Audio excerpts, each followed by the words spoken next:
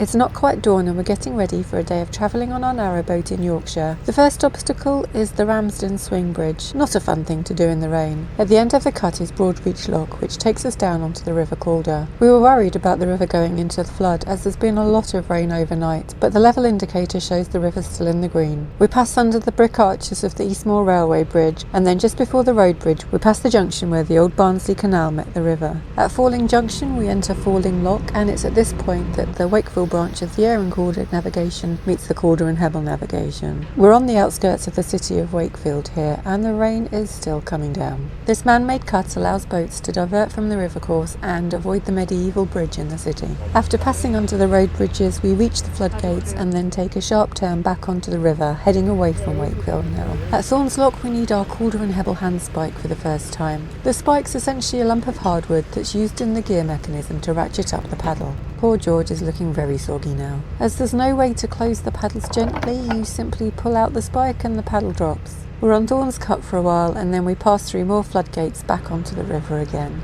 Here we pass under the M1 motorway. We reach Broadcut Lock where the lock landing is to the side of the lock. This means we need to do a short reverse to line up for the lock once the gates have been opened. It's always nice to see another hardy boater out in the rain. So that was Broadcut Low Lock. This must be Broadcut, and ahead is Broadcut Top Lock, where the rain really starts to hammer us.